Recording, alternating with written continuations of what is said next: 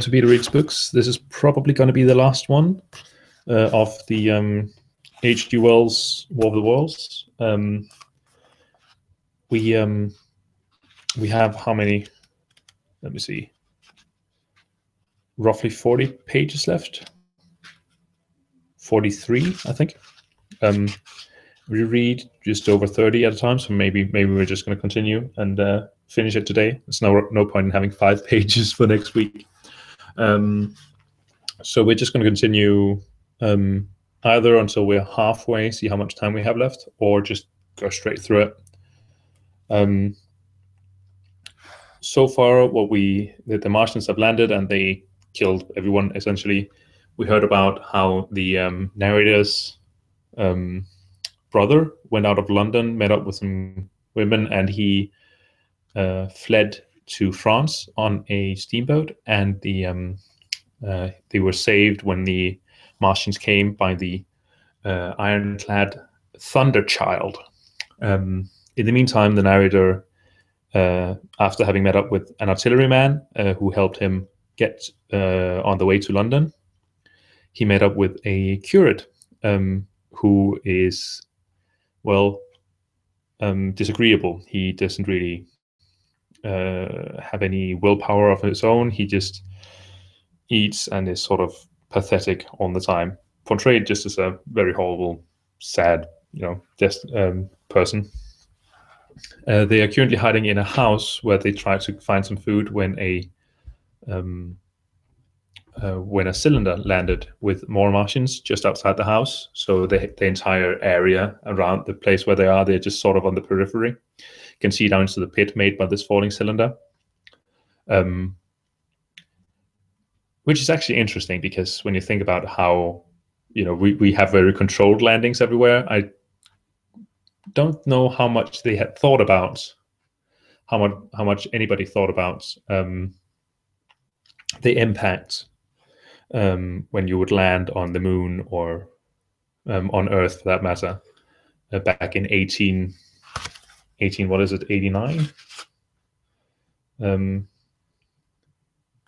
Let me see. 98, almost. I don't think they thought that much about it. He didn't, at least. Otherwise, they wouldn't have made that huge crash. Because obviously Martians can't survive that either, just as little as humans can. Anyway, they are in the house overlooking the pits. Chapter 4: The Death of the Curate. It was on the 6th day of our imprisonment that I peeped for the last time, and presently found myself alone. Instead of keeping close to me and trying to oust me from the slit, the curate had gone back into the scullery. I was struck by a sudden thought. I went back quickly and quietly into the scullery. In the darkness, I heard the curate drinking. I snatched it in the darkness, and my finger caught a bottle of Burgundy. For a few minutes there was a tussle. The bottle struck the floor and broke, and I desisted and rose. We stood panting, threatening each other. In the end, I planted myself between him and the food, and told him of my determination to begin a discipline. I divided the food in the pantry into rations to last us 10 days. I would not let him eat any more that day. In the afternoon, he made a feeble effort to get to the food. I had been dozing, but in an instant I was awake. All the day and night, we sat face to face, I weary but resolute, and he weeping and complaining of his immediate hunger. It was, I know, a night and a day, but to me it seems now, an interminable length of time. And so our widened incompatibility ended at last in open conflict. For 2 vast days we struggled in undertones and wrestling contests. There were times when I beat and kicked him madly, times when I cajoled and persuaded him, and once I tried to bribe him with the last bottle of Burgundy, for there was a rainwater pump from which I could get water. But neither force nor kindness availed. He was indeed beyond reason. He would neither desist from his attacks on the food, nor from his noisy babbling to himself. The rudimentary precautions to keep our imprisonment endurable he would not observe. Slowly I began to realize the complete overthrow of his intelligence, to perceive that my sole companion in this close and sickly darkness was a man insane. From certain vague memories I am inclined to think of my own mind, own mind wandered at times. I had strange and hideous dreams whenever I slept. It sounds paradoxical, but I am inclined to think that the weakness and insanity of the curate warned me, braced me, and kept me a sane man. On the 8th day, he began to talk aloud instead of whispering, and nothing I could do would moderate his speech. It is just, oh God, he would say over and over again. It is just, on me and mine be the punishment laid. We have sinned, we have fallen short. There was poverty, sorrow.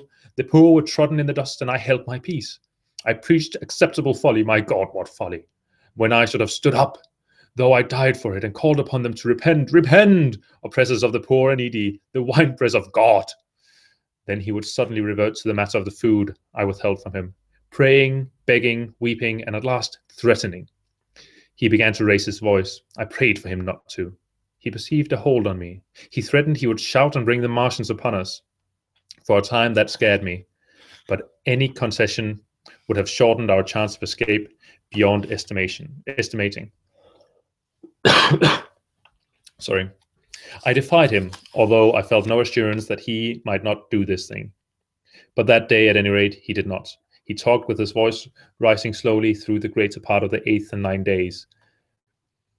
Threats, entreaties, mingled with a torrent of half-sane and always frothy repentance for his vacant sham of God's service, such as made me pity him.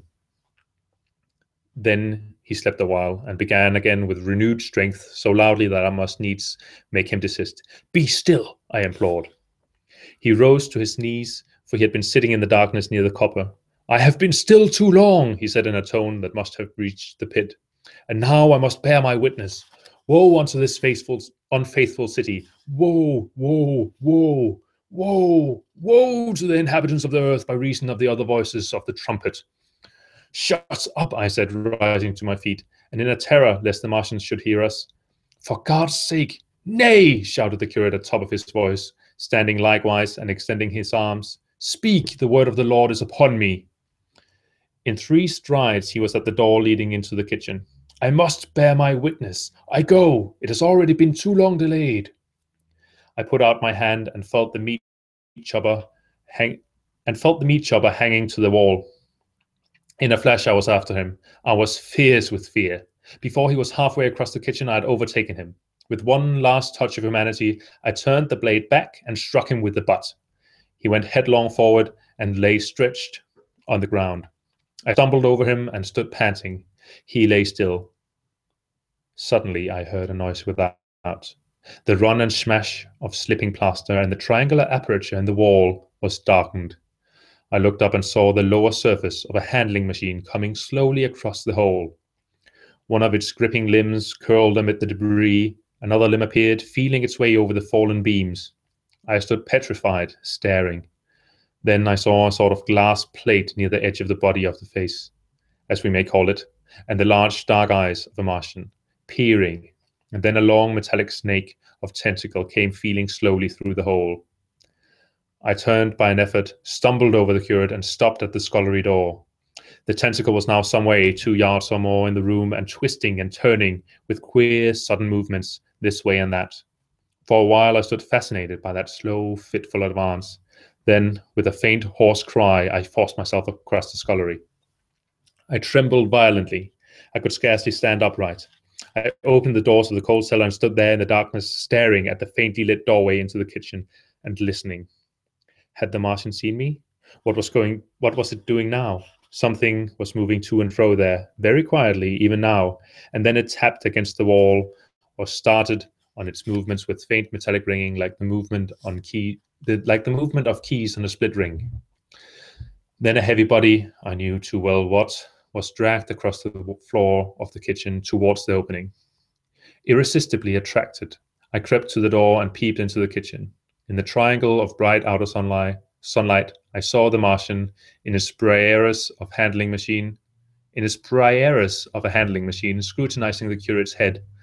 I thought at once that it would infer my presence from the mark of the blow I had given him. I crept back to the coal cellar, shut the door, and began to cover myself as much as I could, and as noiselessly as possible, in the darkness among the firewood and coal therein. Even now and then I paused, rigid, to hear if the Martian had thrust its tentacle through the opening again. A jingle returned. I traced it slowly, feeling over the kitchen. Presently I heard it nearer, in the scullery, as I judged. I thought that its length might be insufficient to reach me. I prayed copiously. It passed, scraping um, faintly across the cellar door. An age of almost intolerable suspense intervened. Then I heard it fumbling at the latch. It had found the door. The Martians understood doors.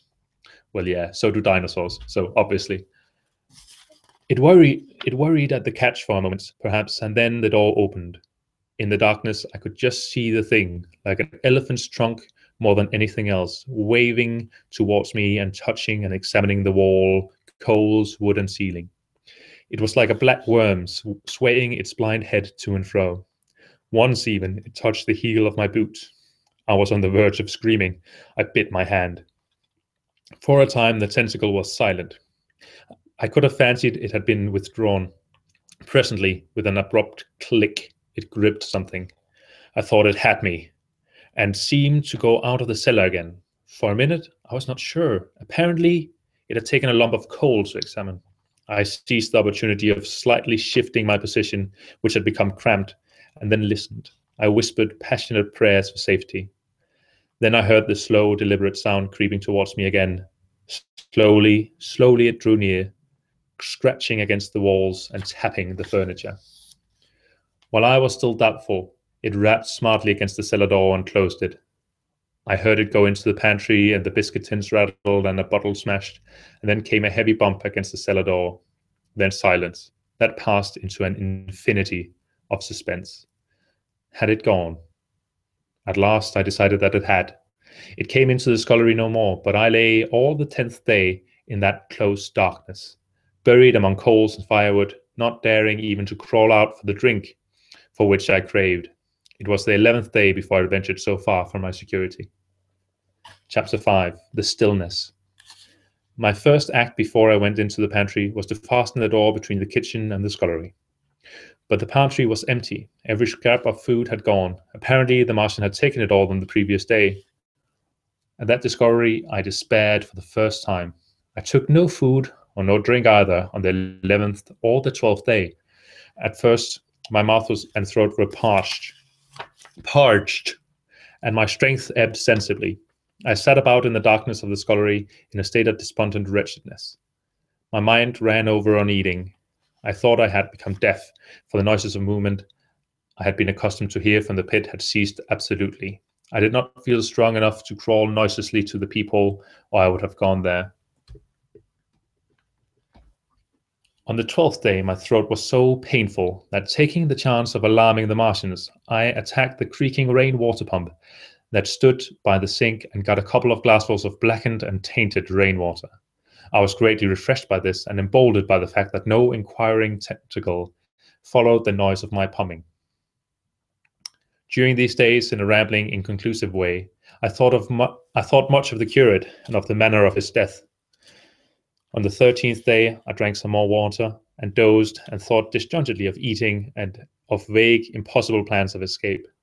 Whenever I dozed, I dreamt of horrible phantasms, of the death of the curate, or of sumptuous dinners. But, asleep or awake, I felt a keen pain that urged me to drink again and again. The light that came into the scullery was no longer grey, but red. To my disordered imagination, it seemed the color of blood. On the 14th day, I went into the kitchen, and I was surprised to find that the fronds of the red weed had grown right across the hole in the wall, turning the half-light of the place into a crimson-colored obscurity. It was early on the 15th day that I heard a curious and familiar sequence of sounds in the kitchen, and listening, identified it as the sniffing and scratching of a dog. Going into the kitchen, I saw a dog's nose peering in through a break amongst the ruddy fronds. This greatly surprised me. At the scent of me, he barked shortly. I thought if I could induce him to come into the place quietly, I should be able perhaps to kill and eat him, and in any case, it would be advisable to kill him, lest his actions attracted the attention of the Martians. I crept forward, saying, good dog, very softly, but he suddenly withdrew his head and disappeared. I listened. I was not deaf, but certainly the pit was still. I heard the sound like the flutter of birds' wings and a hoarse croaking, but that was all. For a long while I lay close to the peephole, but not daring to move aside the red plants that obscured it. Once or twice I heard a faint pitter-patter like the feet of the dog going hither and thither on the sand far below me, and there were small bird-like sounds, but that was all. At length, encouraged by the silence, I looked out, except in the corner where a multitude of crows hopped and fought over the skeletons of the dead the Martians had consumed. There was not a living thing there in the pit. I stared about me, scarcely believing my eyes. All the machinery had gone, save for the big mound of greyish-blue powder in one corner, certain bars of aluminium in another. The black birds and the skeletons of the killed, the place was merely an empty circular pit in the sand. Slowly, I thrust myself through the red weed and stood upon the mound of rubble. I could see in any direction save behind me, to the north, and neither Martians nor sign of Martians were to be seen. The pit dropped sheerly from my feet, but a little way along the rubbish afforded a practicable slope to the summit of the ruins. My chance of escape had come. I began to tremble. I hesitated for some time, and then, in a gust of desperate resolution, and with a heart that throbbed violently, I scrambled to the top of the mound in which I had been buried so long. I looked about again, to the northward too. No Martian was visible. When I had last seen this part of Sheen in the daylight, it had been a straggling street of comfortable white and red houses, interspersed with abundant shady trees. Now I stood on a mound of smashed brickwork, clay, and gravel, over which spread a multitude of red cactus-shaped plants, knee-high, without a solitary terrestrial growth to dispute their footing. The trees near me were dead and brown, but further a network of red threads scaled to the still living stems.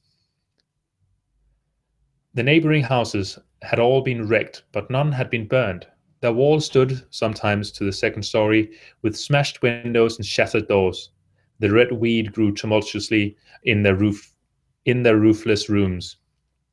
Below me was the great pit, with the crows struggling for its refuse. A number of other birds hopped about among the ruins. Far away I saw a gaunt cat slink crouchingly along a wall, but traces of men there were none. The day, it seemed, by contrast with my recent confinement, dazzlingly bright. The sky a glowing blue. A gentle breeze kept the red weed that covered every scrap of unoccupied ground gently swaying. And oh, the sweetness of the air.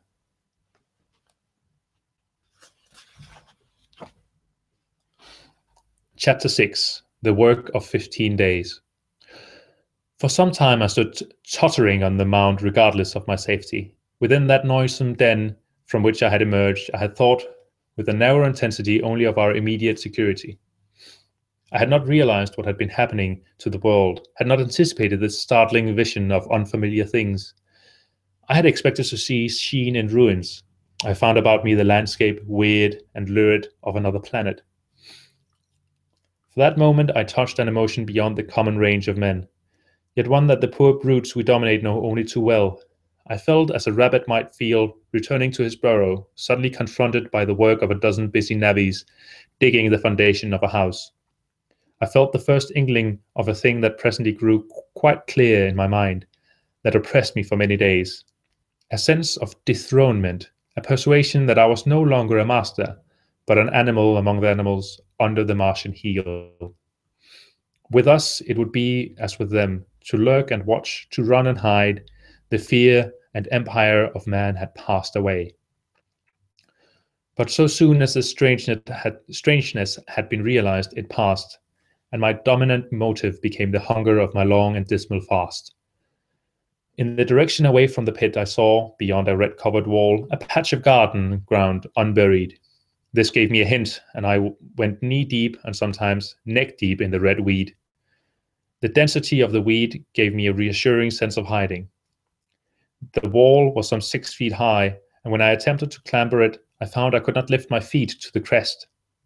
So I went along by the side of it and came to a corner and a rockwork that enabled me to get to the top and tumble into the garden I coveted.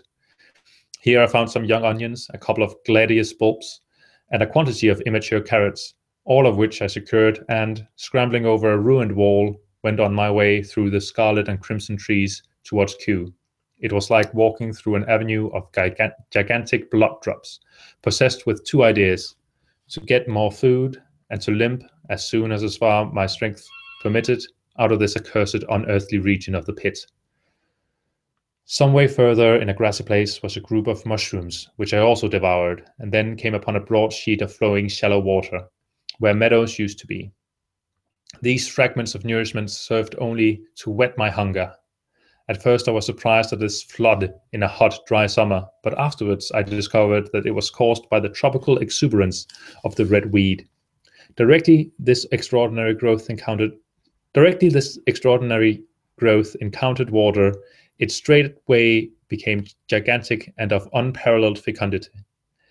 Its seeds were simply poured down into the water of the Wey and Thames, and its swiftly growing and titanic waterfront speedily choked both those rivers.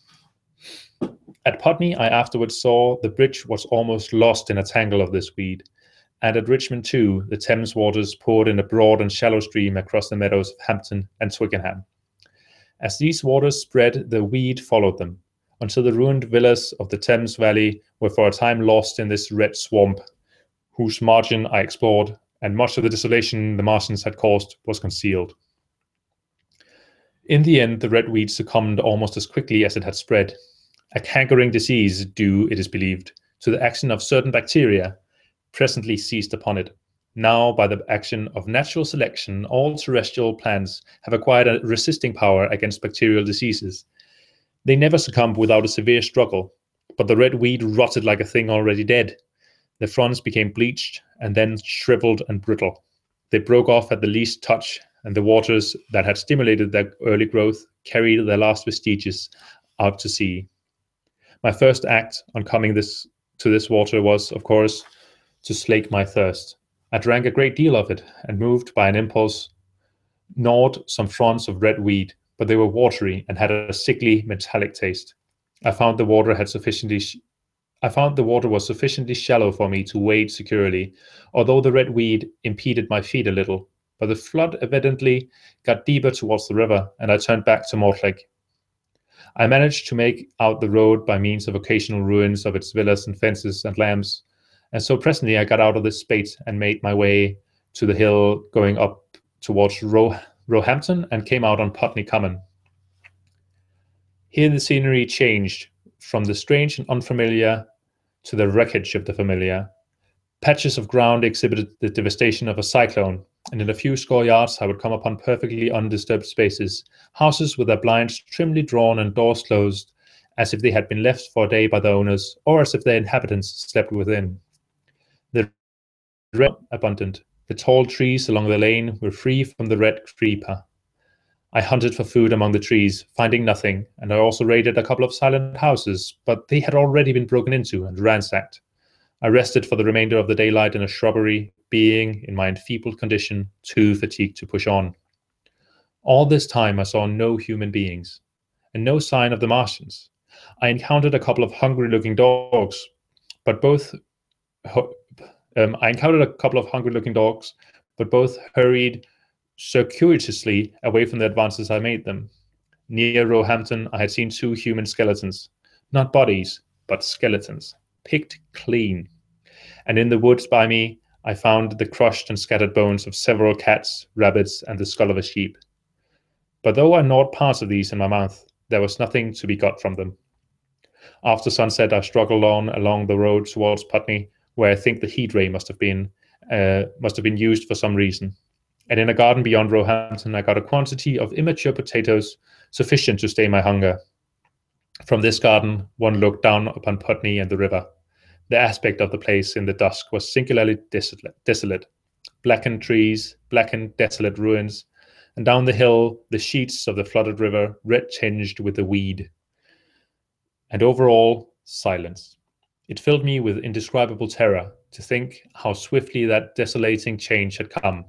For a time I believed that mankind had been swept out of existence, and that I stood there alone, the last man left alive. Hard by the top of Putney Hill I came upon another skeleton, with the arms dislocated and removed several yards from the rest of the body.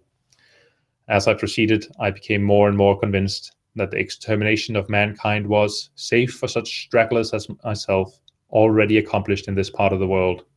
The Martians, I thought, had gone on and left the country desolated, seeking food elsewhere. Perhaps even now they were destroying Berlin or Paris, or it might be that they had gone northward.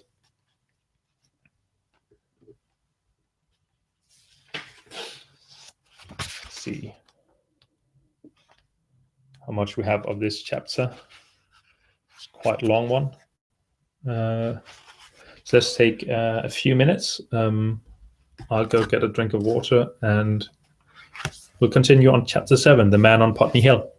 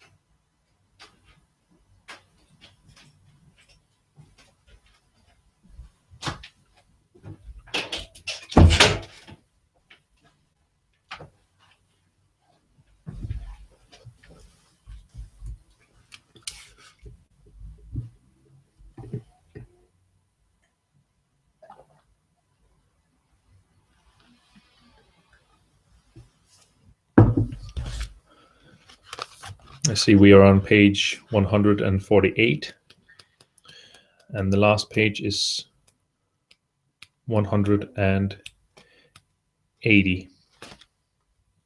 So we have 30 left. It took half an hour to get this far.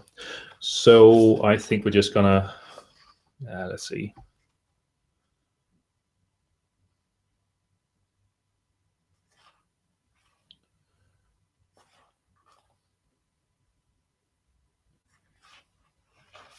We're going to have enough for next time, I think, as well. So we're just going to do half. So we're going to stop at possibly the next chapter. All right. Let's continue. 7. The Man on Putney Hill.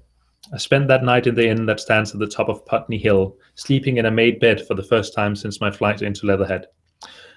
I will not tell the needless trouble I had breaking into that house. Afterwards, I found the front door was on the latch, nor how I ransacked every room for food until, just on the verge of despair, in what seemed to me to be a servant's bedroom, I found a rat-gnawed crust and 2 tins of pineapple.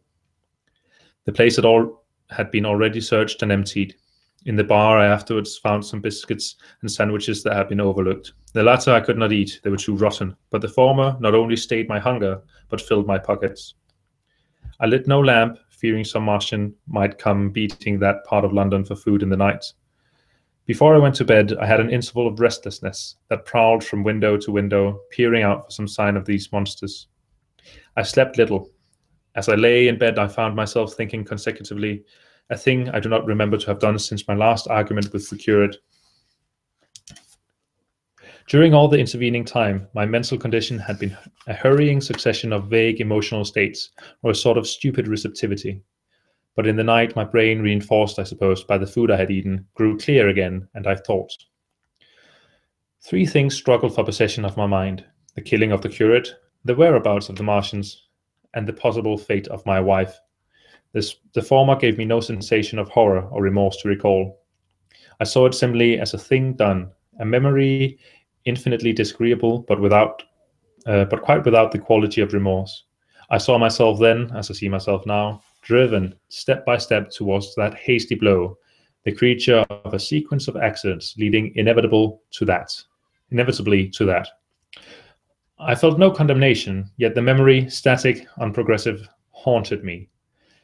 In the silence of the night, with that sense of the nearness of God that sometimes comes in the stillness and the darkness, I stood my trial, my only trial for that moment of wrath and fear. I retraced every step of our conversation from the moment when I had found him crouching beside me, heedless of my thirst and pointing to the fire and smoke that streamed up from the ruins of Weybridge. We had been incapable of cooperation. Grim chance had taken no heed of that. Had I foreseen, I should have left him at Halliford. But I did not foresee, and crime is to foresee and do. And I set this down, as I have set all this story down, as it was. There were no witnesses. All these things I might have concealed, but I set it down, and the reader must form his judgment as he will. And when, by an effort, I had set aside that picture of a prostrate body, I faced the problem of the Martians and the fate of my wife. For the former, I had no data. I could imagine 100 things, and so unhappily I could for the latter. And suddenly that night became terrible. I found myself sitting up in bed, staring at the dark. I found myself praying that the heat ray might have suddenly and painlessly struck her out of being. Since the night of my return from the Leatherhead, I had not prayed. I had uttered prayers, fetish prayers, had prayed as heathens mutter charms when I was in extremity. But now I prayed indeed, pleading steadfastly and sanely, face to face with the darkness of God. Strange night, strangest in this, that so soon as dawn had come, I, who had talked with God, crept out of the house like a rat leaving its hiding place, a creature scarcely larger, an inferior animal, a thing that for any passing whim of our masters might be hunted and killed. Perhaps they also prayed confidently to God. Surely, if we have learned nothing else, this war has taught us pity, pity for those witless souls that suffer our dominion. The morning was bright and fine, and the eastern sky glowed pink and was fretted with little golden clouds. In the road that runs from the top of Putney Hill to Wimbledon was a number of poor vestiges of the panic torrent that must have poured Londonward on the Sunday night after the fighting began. There was a little two-wheeled cart inscribed with the name of Thomas Lobb, greengrocer, New Malden, with a smashed wheel and an abandoned tin trunk. There was a straw hat trampled into the now hardened mud, and on the top of West Hill, a lot of blood-stained glass about the overturned water trough. My movements were languid, my plans the vaguest. I had an idea of going to Leatherhead, though I knew that there I had the poorest chance of finding my wife. Certainly, unless death had overtaken them suddenly, my cousins and she would have fled thence.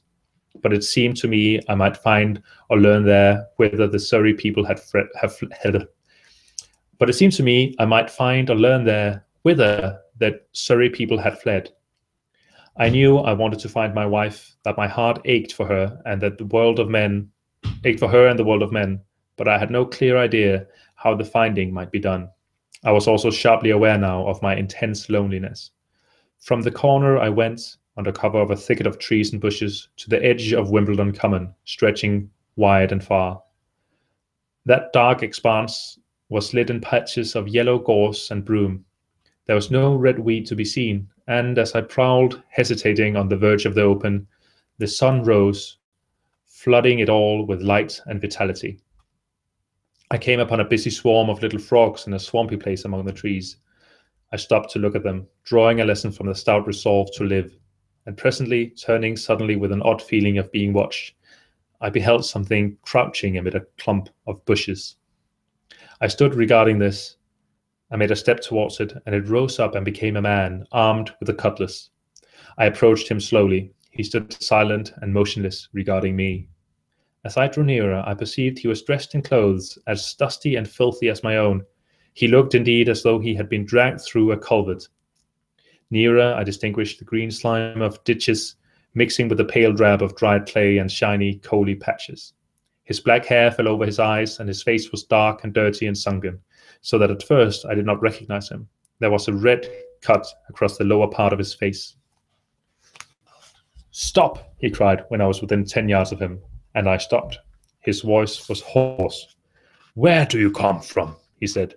I thought, surveying him. "I come from Mortlake," I said. "I was buried near the pit the Martians made about the cylinder. I have worked my way out and escaped." "There is no food about here," he said. "This is my country. All this hill down to the river and back to Clapham and up to the edge of the common. There's only food for one. Which way are you going?" I answered slowly. I don't know, I said. I have been buried in the ruins of a house 13 or 14 days. I don't know what has happened. He looked at me doubtfully and then started and looked with a changed expression. I have no wish to stop about here, said I. I think I shall go to Leatherhead, for my wife was there. He shot out a pointing finger. It is you, said he, the man from Woking. And you weren't killed at Weybridge? I recognized him at the same moment. You were the artilleryman who came into my garden. Good luck, he said. We are lucky ones. Fancy you. He put out a hand and I took it. I crawled up a drain, he said. But they didn't kill everyone. And after they went away, I got off towards Walton, across the fields. But it's not 16 days altogether, and your hair is grey. He looked over his shoulder suddenly. Only a rook, he said. One gets to know that birds have shadows these days. It is a bit open. Let us crawl under those bushes, and talk. Have you seen any Martians? I said. Since I crawled out, they've gone away across London, he said. I guess they've got a bigger camp there. Of a night all over there, Hampstead way, the sky is alive with their lights. It's like a great city, and in the glare you can just see them moving. By daylight you can't. But nearer, I haven't seen them. He counted on his fingers. 5 days? Then I saw a couple across Hammersmith, carrying something big. And the night before last, he stopped and spoke impressively. It was just a matter of lights, but it was something up in the air. I believe they've built a flying machine and are learning to fly. This is just about the time people started getting into this, I think, 1892, 98. Or when did they fly? It's not until like 10 years later, I think, that we start flying. But it's just about the time then the scientific community started thinking about this. It was quite impressive that they went to that. I stopped on hands and knees, for we had come to the bushes. Fly. Yes, he said. Fly. I went into a little bower and sat down. It is all over with humanity, I said. If they can do that, they will simply go around the world. He nodded. They will, but it will relieve things over here a bit. And besides, he looked at me, aren't you satisfied it is up with humanity? I am. We're down. We're beat. I stared. Strangely as it may seem, I had not arrived at this fact. A fact perfectly obvious so soon as he spoke. I had still held a vague hope. Rather, I had kept a lifelong habit of mind. He repeated his words. We're beat. They carried absolute conviction. It's all over, he said. They've lost one. Just one. And they've made their footing good and crippled the greatest power in the world. They walked over us. The death of that one at Weybridge was an accident. And these are only pioneers. They keep on coming. These green stars, I've seen none these 5 or 6 days, but I have no doubt they're falling somewhere every night. Nothing's to be done. We're under. We are beat. I made him no answer. I sat staring before me, trying in vain to devise some countervailing thought. This isn't a war, said the artilleryman. It never was a war, any more than there's a war between men and ants. Suddenly I recalled the night in the observatory. After the 10th shot, they fired no more, at least until the first cylinder came. How do you know, said the artilleryman. I explained. He thought, something wrong with the gun, he said. But what if there is? They'll get it right again, and even if there's a delay, how can it alter the end? It's just men and ants. There's the ants built their cities, live their lives, have wars, revolutions, until the men want them out of the way, and then they go out of the way. That's where we are now, just ants. Only, yes, I said, we're eatable ants. We sat looking at each other. And what will they do with us, I said. That's what I've been thinking, he said. That's what I've been thinking. After Weybridge, I went south, thinking. I saw what was up. Most of the people were hard at it, squealing and exciting themselves. But I'm not so fond of squealing. I've been inside of death once or twice. I'm not an ornamental soldier, and at the best and worst, death, it's just death. Then it's the man that keeps thinking, and it's the man that keeps on thinking comes through. I saw everyone tracking away south, says I. Food won't last this way. And I turned right back. Went for the Martians like a sparrow goes for man. All round, he waved a hand to the horizon. They're starving in heaps. bolting, treading on each other. He saw my face and halted awkwardly. No doubt lots who had money have gone away to France, he said. He seemed to hesitate whether to apologize, met my eyes, and went on. There's food all about here, canned things in shops, wines, spirits, mineral waters, and the water mains and drains are empty. Well, I was telling you what I was thinking. Here's intelligent things, I said. And it seems they want us for food. First, they'll smash us up. Ships, machines, guns, cities, and the order of organization. All that will go, but if we were the size of ants, we might pull through, but we are not. It's all too bulky to stop. There's the first certainty, eh? I assented. It is. I've thought it out. Very well then. Next, at a present, we're caught as we are wanted. A Martian has only to go a few miles to get a crowd on the run. And I saw one day out by Wandsworth, picking houses to pieces and rooting among the wreckage. But they won't keep on doing that. So soon as they settled all our guns and ships and smashed our railways and done all the things that they're doing over there, they will be catching us systematically, picking the best and storing us in cages and things. That is what they will start doing in a bit. Lord, they haven't begun on us yet. Don't you see that? Not begun, I exclaimed. Not begun. All that's happened so far is through our not having the sense to keep quiet, worrying them with guns and such foolery, and losing our heads and rushing off in crowds to where there wasn't any more safety than where we were. They don't want to bother us yet. They're making their things, making all the things they couldn't bring with them, getting things ready for the rest of the people. Very likely that's why the cylinders have stopped for a bit, for fear of hitting those who are here.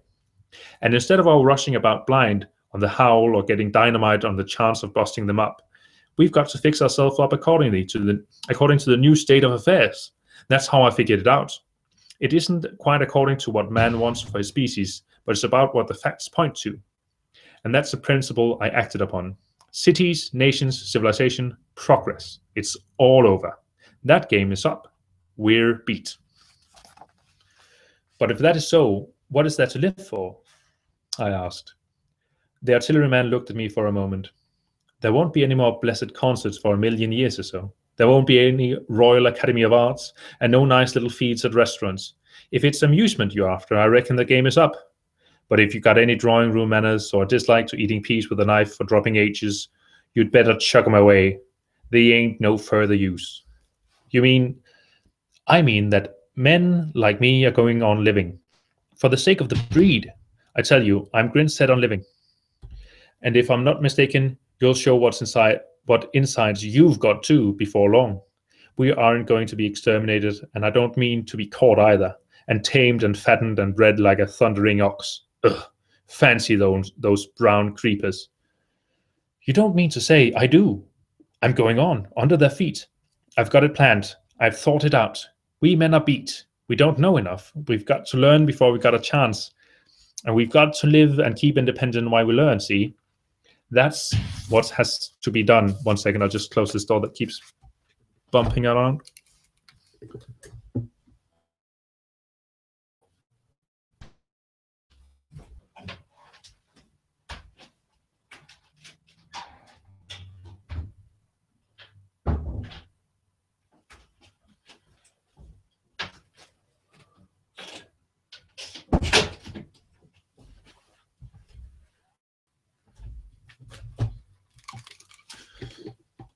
So, see where were we?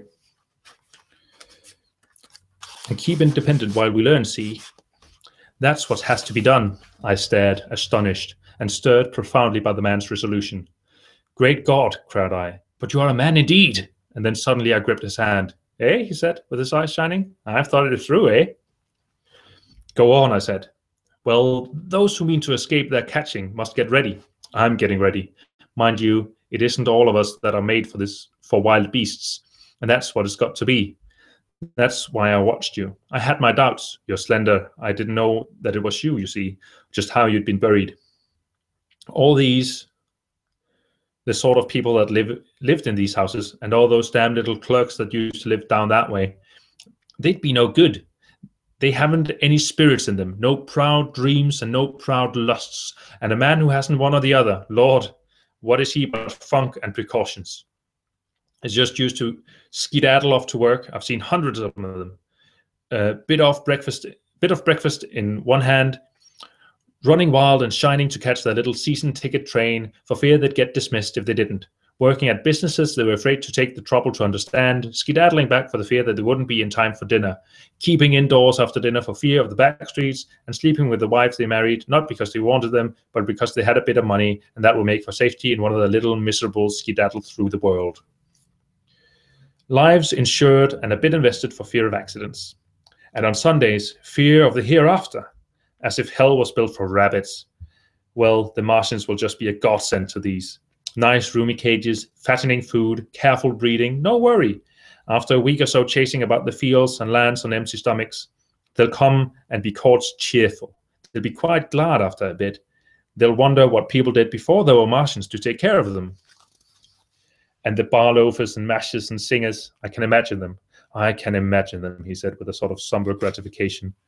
There'll be any amount of sentiment and religion loose among them. There'll be hundreds of things I saw with my eyes that I've only begun to see clearly these last few days.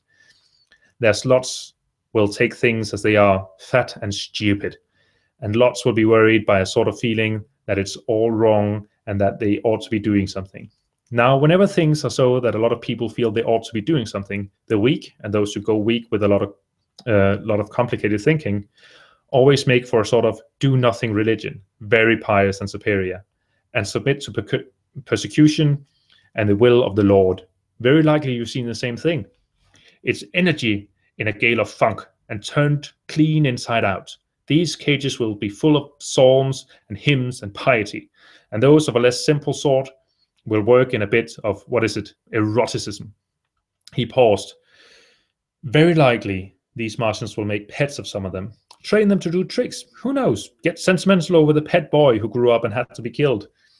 And some maybe they'll train to hunt us. No, I cried, that's impossible. No human being, what's the good of going on with such lies, said the artilleryman. There's men who would do it cheerful. What nonsense to pretend there isn't. And I succumbed to his conviction. If they come after me, he said, Lord, if they come after me. He subsided into grim meditation. I sat contemplating these things. I could find nothing to bring against this man's reasoning. In the days before the invasion, no one would have questioned my intellectual superiority to his. I, a professed and recognized writer on philosophical themes, and he, a common soldier. And yet he had already formulated a situation that I had scarcely realized. What are you doing? I said presently. What plans have you made? He hesitated.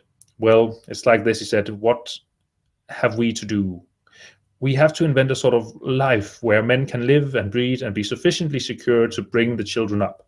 Yes, wait a bit and I'll make it clear what I think ought to be done. The tame ones will go like all tame beasts. In a few generations, they'll be big, beautiful, rich-blooded, stupid. Rubbish. The risk is that we who keep wild will go savage, degenerate into a sort of big savage rat. You see how I mean to live is underground.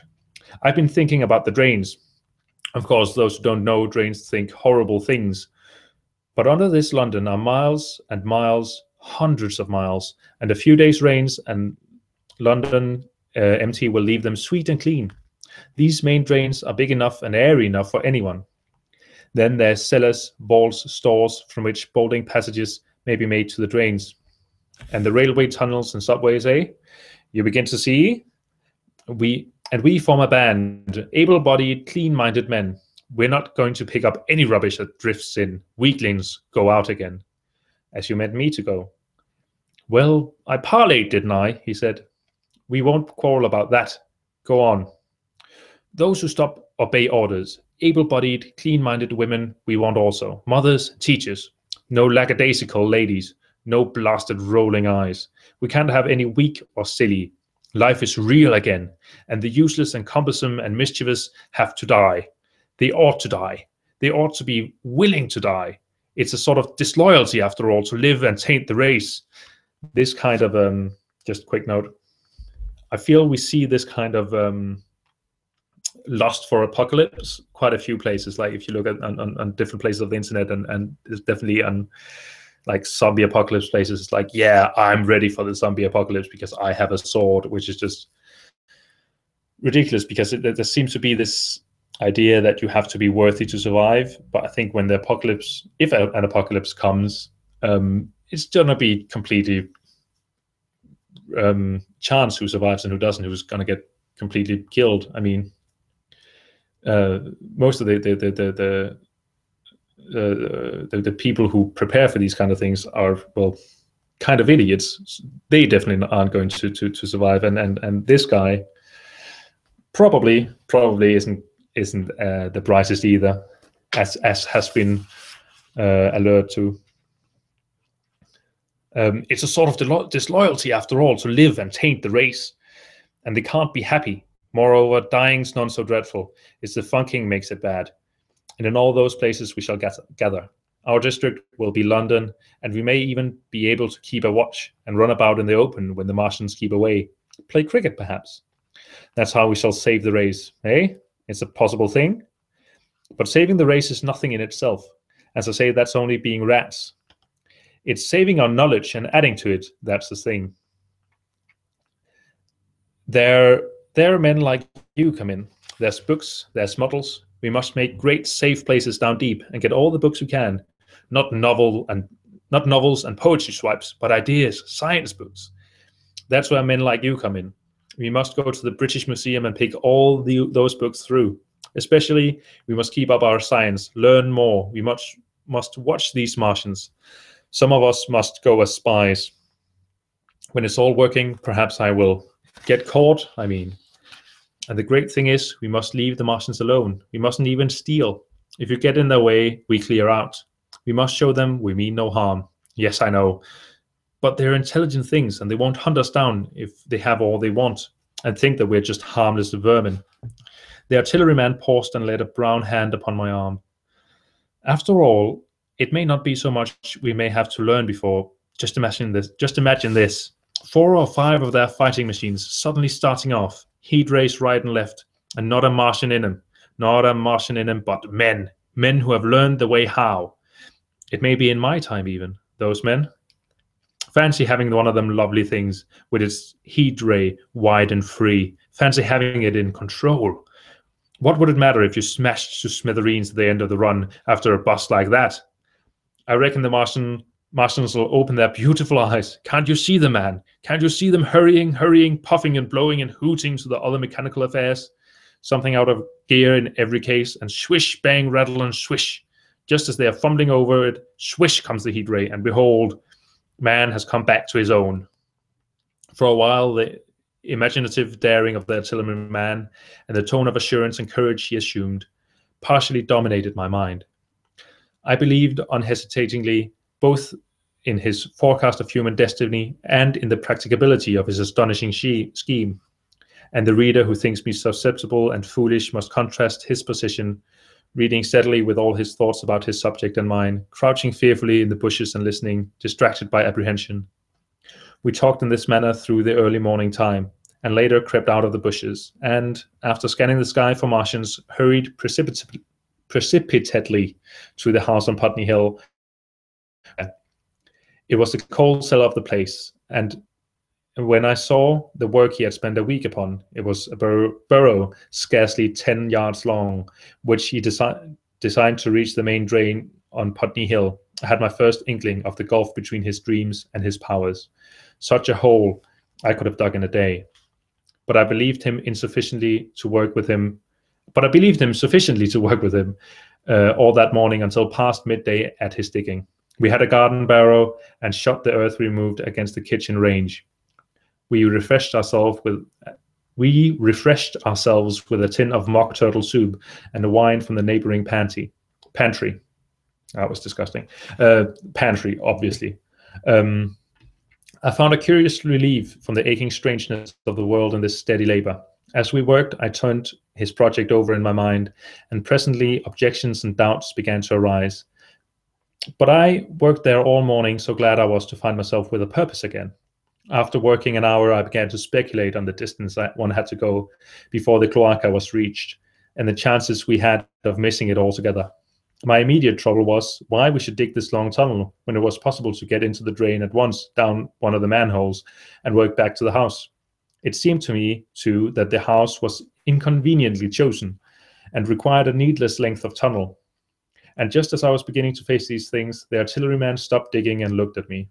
"We're working well," he said. He put down his spade. "Let us knock off a bit," he said. "I think it's time we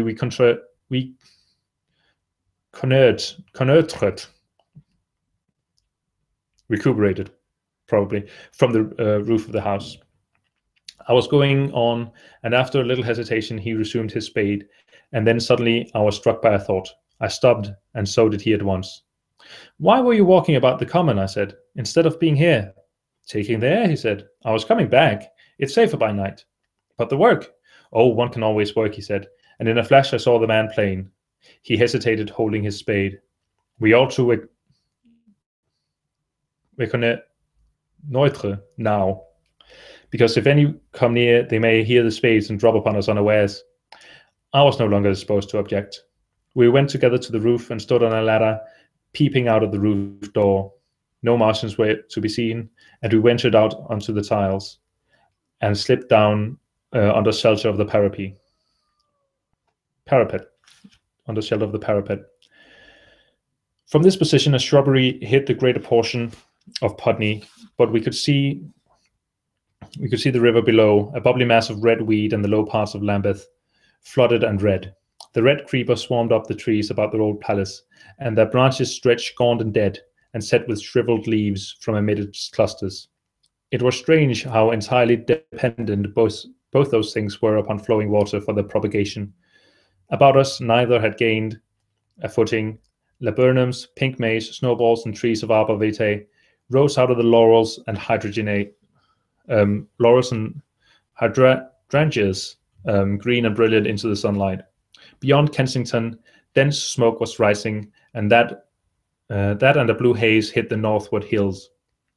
The artilleryman began to tell me of the sort of people who still remained in London. "One night last week," he said, "some fools got the electric light in order, and there was all Regent Street and the circus ablaze, crowded with painted and ragged drunkards, men and women dancing and shouting till dawn. A man who was there told me. And as the day came, they became aware of a fighting machine standing near by the Langham, and looking down at them. Heaven knows how long he had been there. It must have given some of them a nasty turn. He came down the road towards them and picked them up, nearly 100, too drunk or frightened to run away. Grotesque gleam of a time no history will ever fully describe. From that, in answer to my questions, he came round to his grandiose plans again. He grew enthusiastic. He talked so eloquently of the possibility of capturing a fighting machine that I more than half believed him again. But now that I was beginning to understand something of his quality, I could divine the stress he laid on doing nothing precipitately. And I noted now there was no question that he personally was to capture and fight the great machine. After a time, we went down into the cellar. Neither of us seemed disposed to resume digging, and when he suggested a meal, I was nothing loath. He became suddenly very generous, and when we had eaten, he went away and returned with some excellent cigars. We lit these, and his optimism glowed. He was inclined to regard my coming as a great occasion. "There's some champagne in the cellar," he said. "We can dig better on this Thameside Burgundy," said I. "No," said he, "I'm host today. Champagne, great God, we're heavy enough task before us. Let us take a rest and gather strength while we may. Look at these blistered hands." And pursuant to this idea of a holiday, he insisted upon playing cards after we had eaten. He taught me Euchre, and after dividing London between us, I taking the northern side and he the southern, we played for parish points. Grotesque and foolish is this, as this will seem to the sober reader. It is absolutely true. And what is more remarkable, I found the card game and several others we played extremely interesting. Strange mind of a man, that with our species upon the edge of extermination or appalling degradation, with no clear prospect before us but the chance of a horrible death, we could sit following the chance of this painted pasteboard and playing the joker with vivid delight. Afterwards, he taught me poker, and I beat him at 3 tough chess games. When dark came, we decided to take the risk and lit a lamp. After an interminable string of games, we supped, and the artilleryman finished the champagne. We went on smoking the cigars. He was no longer the energetic regenerator of his species. He was no longer the energetic regenerator of his species I had encountered in the morning. He was still optimistic, but it was a less kinetic, more thoughtful optimism. I remember he wound up with my health proposed in a speech of small variety and considerable intermittence. I took a cigar and went upstairs to look at the lights of which he had spoken, that blazed so greenly along the Highgate hills. At first I stared unintelligently across the London Valley. The northern hills were shrouded in darkness. The fires near Kensington glowed redly, and now and then an orange-red tongue of flame flashed up and vanished in the deep blue night. All of the rest of London was black. Then, nearer, I perceived a strange light, a pale violet-purple fluorescent glow, quivering under the night breeze. For a space I could not understand it, and then I knew it must be the red weed from which this faint irradiation proceeded. With that realization, my dormant sense of wonder, my sense of the proportion of things, awoke again, and I glanced from that to Mars, red and clear, glowing high in the west, and then gazed long and earnestly at the darkness of Hampstead and Highgate.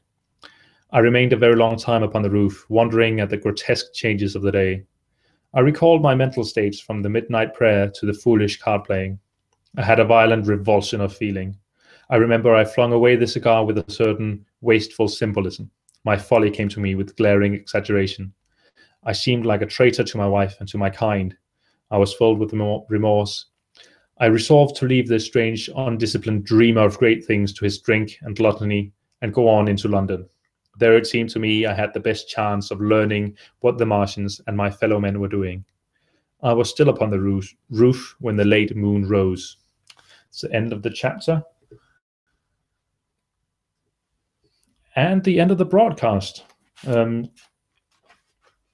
Next time, we're just going to finish it. And I don't know how long time it'll take. Probably not too long. We have, let's see, 18 pages. Might take half an hour to 45 minutes. So it's going to be a little bit shorter. Broadcast will be at the same time, even though shorter. So go to Facebook and join the events that I'll make presently. And I'll see you then. Cheers.